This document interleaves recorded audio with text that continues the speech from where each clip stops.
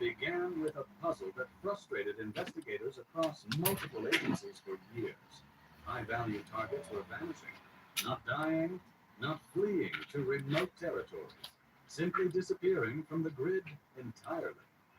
Cartel operatives who had been positively identified through fingerprints, photographs, and biometric data were somehow evading capture despite intense international manhunts.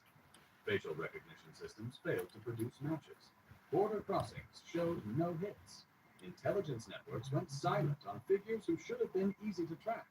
Something was wrong, and federal analysts knew it. The breakthrough came through financial forensics. Investigators noticed unusual payment patterns flowing through shell companies linked to known cartel money laundering operations. These payments were not going toward weapons, real estate, or traditional smuggling infrastructure. They were being routed to medical service providers in Southern California, with amounts ranging from $200,000 to over $1 million per transaction. When analysts cross-referenced these payments with patient records obtained through sealed court orders, a pattern emerged. Patients arrived under false identities.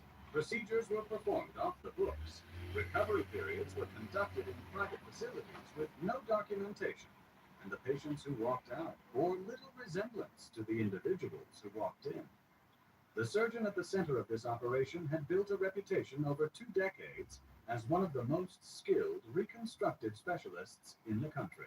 His client list reportedly included entertainment figures, international business executives, and patients seeking recovery from accidents or medical conditions. His credentials were impeccable. His facility passed every inspection. His public profile suggested nothing more than a successful physician serving an elite clientele. But according to federal prosecutors, behind that facade operated a different enterprise entirely. An enterprise that charged premium rates to transform the faces of individuals wanted for trafficking, murder, and crimes against humanity into faces that could move through the world undetected.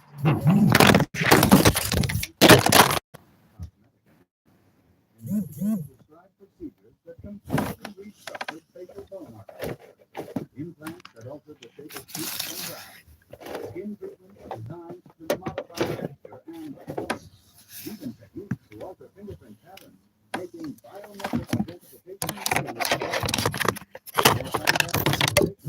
this represented something enormous.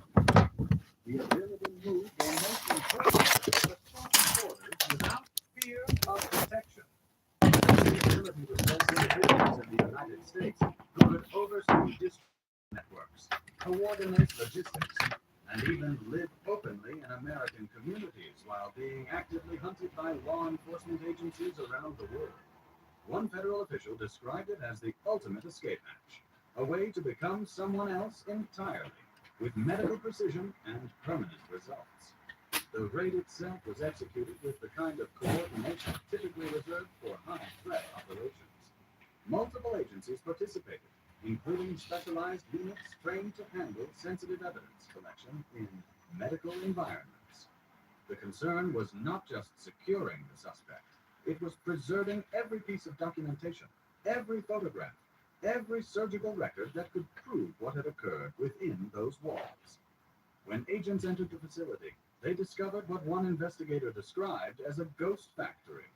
Filing systems contained patient records with no names, only numbers. Photographs showed before and after images of individuals whose features had been dramatically altered. Recovery rooms were equipped with security features more appropriate for a safe house than a surgical suite.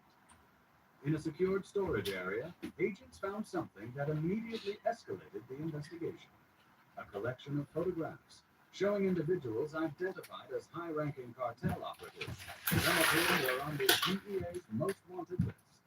These images showed their original appearance alongside their post-surgical transformation. The evidence suggested that at least a dozen major physical digital forensics teams began data from encrypted servers on the premises. Preliminary analysis revealed communication